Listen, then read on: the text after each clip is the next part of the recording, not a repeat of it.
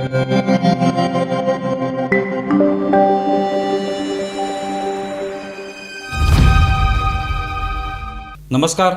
News डंकामध्ये मी महेश विचारे आपल्या सगळ्यांचं मनपूर्वक स्वागत करतो. मित्रांनो, न्यूज डंकाचं यूट्यूब चॅनल आपण सबस्क्राईब केलं नसेल तर प्रथम ते सबस्क्राईब करा, ज्यामुळे वेगवेगळ्या विषयांवरचे आम्ही करत असलेले व्हिडिओ आपल्यापर्यंत पोचू शकतील. उद्धव ठाकरे यांनी रविवारी आपल्या खासदारांची एक बैठक मातोश्रीवर बोलावली होती. त्यांचे 9 खासदार आहेत आणि त्यापैकी 4 खासदार हे मातोश्रीवर उपस्थित होते. 5 खासदार मात्र उपस्थित राहू शकले नाहीत वेगवेगळ्या कारणांमुळे. मात्र ते ऑनलाईन उपस्थित होते असा दावा केला गेला. त्यातले जे आष्टीकर नावाचे खासदार आहेत त्यांचा एक व्हिडिओ सुद्धा समोर आला, ज्यात उद्धव ठाकरे खासदारांची संवाद साधत आहेत आणि त्यांना आवाहन करत आहेत की तुम्हाला पक्षासोबत राहायला हवं, सोडून जाता कामा नये पक्ष, अशा पद्धतीचं आवाहन ते करत आहेत. आणि खासदारसुद्धा म्हणत आहेत की आम्ही शिवसेनेसोबत आहोत, उभाटा शिवसेनेच्या सोबतच आहोत, आम्ही कुठेही सोडून जाणार नाही. पण या सगळ्या बैठकीनंतरसुद्धा अजूनही खासदारांचं नेमकं काय चाललेलं आहे? खासदार एक वेगळा गट तयार करणार आहेत का? तो गट तयार करून ते कोणामध्ये विलीन होणार आहेत? कोण कोण खासदार वेगळं होऊ पाहत आहेत? अशा पुन्हा चर्चा ज्या आहेत त्या सुरू झालेल्या आहेत. म्हणजे सोमवारी अशा पद्धतीच्या चर्चा होता की खासदारांचा एक गट तयार केला जाणार आहे आणि तो गट मग पुढे ठरवेल त्यांना कोणत्या बाजूला जायचे, कोणत्या पक्षामध्ये विलीन व्हायचे किंवा नेमकं काय करायचे हे पुढे तो ठरवेल. एका बाजूला अशा पद्धतीचं काही घडलेलं नाही असाही दावा केला जातोय. खासदारांपैकी कोणाला विचारलं तर ते म्हणतात असं काहीच ठरलेलं नाही. पण अशा बातम्या ज्या आहेत त्या समोर येत आहेत. अशातच उद्धव ठाकरेंची प्रतिक्रियासुद्धा बातमीमधून समोर आलेली आहे आणि त्यात उद्धव ठाकरे म्हणतात ज्यांना सोडून जायचं असेल त्यांनी खुशाल जावं, जे दुसऱ्या पक्षामध्ये जातील, उभाटा शिवसेना सोडतील, त्यांना नक्कीच एक दिवस पश्चात्ताप होईल असं त्यांचं म्हणणं आहे. माझा एक दिवस येईलच, आज माझा दिवस नसेल पण उद्या माझा दिवस असेल, त्यावेळेला तुम्हाला ते लक्षात येईल, अशा पद्धतीचं एक वक्तव्य उद्धव ठाकरेंनी केलं आहे असं म्हटलं जाते. बातमीतून तरी तसं समोर आलेलं आहे आणि त्यामुळे कुठेतरी याला एक प्रकारे आपण म्हणू शकतो की दुजोरा मिळतो की नक्कीच खासदारांमध्ये काहीतरी चाललेलं असावं. पण आता किती खासदारांमध्ये ते चाललेलं आहे, किती खासदार असा विचार करतायत हे माहिती नाही.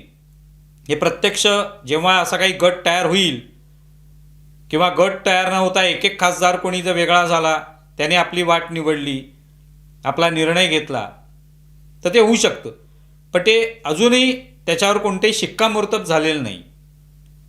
जसं पश्चिम बंगालमध्ये आपण पाहतोय, ममता बॅनर्जी यांचं सरकार कोसळल्यानंतर काय होईल अशी अपेक्षा होती की ममता बॅनर्जीच्या त्या पुन्हा एकदा उभ्या राहतील, भाजपच्या सरकारविरुद्ध निश्चितपणे एक विरोधी पक्ष नेता म्हणून काम करायला सुरुवात करतील, आक्रमक पवित्रा घेतील. पण तसं होण्यापेक्षा त्यांच्या पक्षातले 80 जे काय आमदार निवडून आले त्यापैकी 60 आमदार त्यांनी वेगळा गट तयार केला.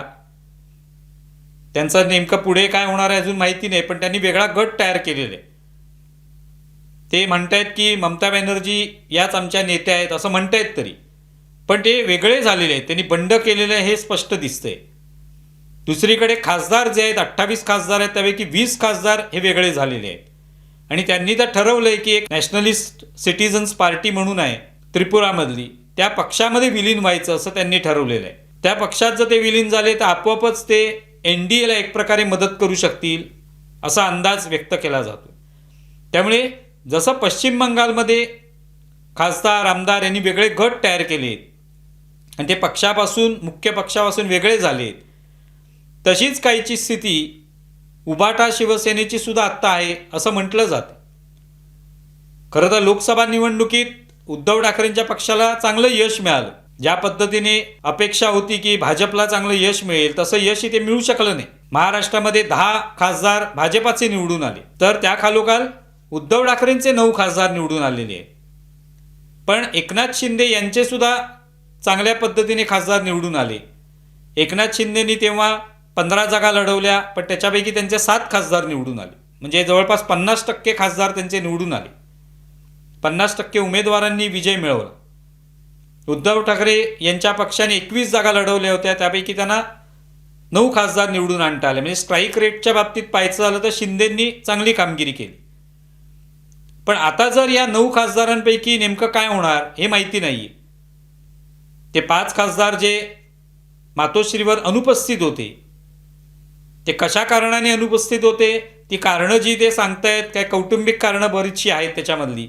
कोण लग्नासाठी आहे, कोणतरी आजारी आहे म्हणून उपस्थित राहू शकलेलं नाही आहे, कोणाची निवडणूक आहे म्हणून तो उपस्थित राहू शकलेला नाही आहे, म्हणजे आता विधान परिषदेची निवडणूक. तर अशा सगळ्या परिस्थितीत खरोखरच ते खासदार आपल्या महत्त्वाच्या कारणामुळे येऊ शकले नाहीत की त्यांच्या मनामध्ये चलबिचल आहे हे माहिती नाही. तिथे कुठेतरी त्यांचा संपर्क एकनाथ शिंदेंच्या खासदारांशी म्हणा किंवा एकनाथ शिंदेंशी होतोय असंही म्हटलं जाते. पण एक बाब इथे महत्त्वाची आहे की जर इथे असा कोणता गट तयार झाला तो किती खासदारांचा होईल माहीत नाही. 9 पैकी 9 खासदार जे आहेत ते जातील अशी अजिबात शक्यता वाटत नाही. काही खासदार जे आहेत ते निश्चितपणे उद्धव ठाकरेंच्या सोबत राहतील. पण जर आपण धरून चाललो की 5 खासदार उद्धव ठाकरेंच्या या बैठकीला आले नाहीत, ते ऑनलाईन उपस्थित होते, त्यांच्या मनात जर काही अशी इच्छा असेल तर ते 5 खासदार एक जर गट बनवला तर ते नेमके जातील कुठे? ते एकनाथ शिंदेंबरोबर जाणार आहेत की ते भाजपबरोबर जाणार आहेत की त्यांच्यामध्ये विभाजन होऊन काही शिंदेंसोबत जाणार, काही भाजपसोबत जाणार हे माहिती नाही. पण असं होऊ शकतं.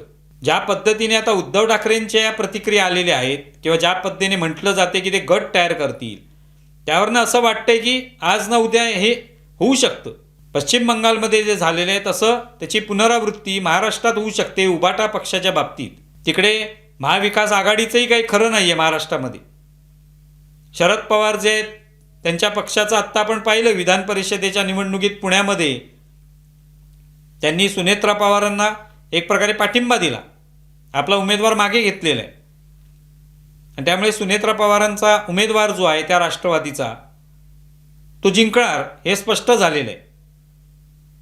आणि अशा सगळ्या परिस्थितीमध्ये जो एक प्रकारचा डळमळीतपणा आलेला आहे सगळीकडे, एक अनिश्चिततेचं वातावरण तयार झालेलं आहे, अशा परिस्थितीत खासदार असा विचार करू शकतात उद्धव ठाकरेंच्या पक्षात राहिल्यानंतर आपलं भवितव्य नेमकं काय असू शकतं असा विचार ते करू शकतील. उद्धव ठाकरे यापूर्वी सुद्धा म्हणत आलेले आहेत की माझ्याकडे तुम्हाला देण्यासारखं असं काही नाही आहे, माझे हात रिकामे आहेत, तुम्हाला माझ्यासोबत राहायचं असेल निष्ठावान म्हणून तर राहू शकता, नाही तर तुम्ही सोडून जाऊ शकता. आणि आत्तासुद्धा त्यांचं मत तेच आहे की तुम्हाला जायचं असेल तर खुशाल जा, पण नंतर पश्चात्ताप करावा लागेल. आता तो खासदार विचार करतीलच की नेमकं नंतर काय होईल. पण आत्ता जर त्यांनी गट तयार केला आणि ते शिंदेंसोबत समजा 5 खासदारांनी गट तयार करून ते शिंदेंसोबत गेले तर नक्कीच शिंदेंचं पारडं जड होणार आहे महाराष्ट्रामध्ये. आधीच त्यांच्याकडे 7 खासदार आहेत, त्यात समजा 5 खासदार उबाटा शिवसेनेने त्यांना मिळाले तर त्यांचे 12 खासदार होतील, भाजपापेक्षा ते जास्त संख्येने होतील. अर्थात त्यांची बार्गेनिंग पॉवर जी आहे ती वाढू शकते, त्यांच्या मताला किंमत येईल, त्यांना एक उपद्रव मूल्य जे असतं ते वाढू शकतं त्यांचं. आणि त्याशिवाय आता संसदेमध्ये वेगवेगळ्या पद्धतीची विधेयकं जी आहेत ती येत्या पावसाळी अधिवेशनामध्ये येतील आणि त्यावेळेला या सगळ्या खासदारांचा जे काही वेगवेगळे गट तयार होत आहेत, जे पश्चिम बंगालमध्ये जसा तो गट तयार झालेला आहे आणि इकडे जर होणार असेल तर त्याचा उपयोग नक्कीच संसदेमध्ये होऊ शकतो. मग अशा वेळेला शिंदेंना त्याचा फायदा होऊ शकतो. पण ते भाजपमध्ये आले तर भाजपाला सुद्धा फायदा होईल. त्यामुळे आता तिथेही रस्सीखेच असू शकते भाजपा आणि एकनाथ शिंदेंच्या शिवसेनेमध्ये, की कोणामध्ये खासदार विलीन होऊ शकतात.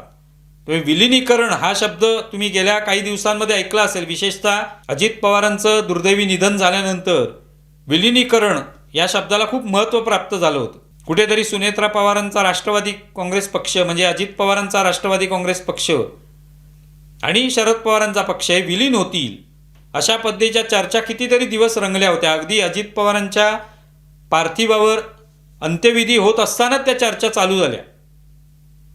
इतकं ते दुर्दैवी आहे. तशी चर्चा चालू आली होती. त्यामुळे विलिनीकरण हा शब्द जो आहे तो गेल्या काही दिवसांमध्ये खूप चर्चेला आलेला आहे. आणि अशा परिस्थितीत पश्चिम बंगालमधले खासदार हे थेट तिकडचा जो नॅशनलिस्ट सिटीजन्स पार्टी नावाचा पक्ष आहे त्याच्यात विलीन होणार आहे त्यांनी ठरवलेलं आहे. आपला पुढचा मार्ग त्यांनी निश्चित केला आहे. तसंच महाराष्ट्रामधले खासदार काय करतील ते एकनाथ शिंदेंच्या शिवसेनेसोबत जातील की भाजपाच्या सोबत जातील हे माहिती नाही. किती खासदार एक गट तयार करणार हे सुद्धा माहिती नाही. पण कुणकुण मात्र नक्कीच लागलेली आहे.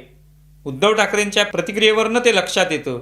आणि काल आम्ही व्हिडिओ बनवला त्याच्यातही अंबादास दानवे जे आहेत त्यांची प्रतिक्रिया समोर आली होती की अनेक खासदार जे आहेत त्यांच्या मनात चाललेलं असू शकतं. असं काही खासदार उघडपणे बोललेले सुद्धा आहेत असं तेच स्वतः म्हणालेले आहेत. त्यामुळे हे आता होण्याची शक्यता जी आहे ती एकंदरीत या सगळ्या परिस्थितीवरनं वाढताना दिसून येते.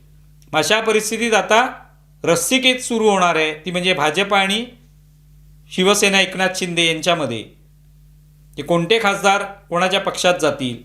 त्या सगळ्या खासदारांनी एकनाथ शिंदेंसोबत जाण्याचं ठरवलं तर एकनाथ शिंदेंचं पारडं नक्कीच जड होईल. आणि त्यातले काही खासदार समजा भाजपासोबत गेले तर त्या ठिकाणी भाजपाला सुद्धा ताकद मिळू शकेल. पण एकंदरीत हे खासदार NDAमध्ये येऊ शकतात आणि त्यातून NDAची ताकद ही वाढेल आणि ज्याचा फायदा हा पुढच्या या सगळ्या विधेयकांमध्ये, संसदेत जी विधेयकं मांडली जाणार आहेत, प्रामुख्याने महिला आरक्षणाचं विधेयक, अशा विधेयकाला या खासदारांचा फायदा होऊ शकतो. तुम्हाला या संदर्भात काय वाटते हे जरूर कळवा. आमचा व्हिडिओ जास्तीत जास्त लाईक करा, शेअर करा आणि आमचे YouTube चॅनल सबस्क्राईब करा. धन्यवाद.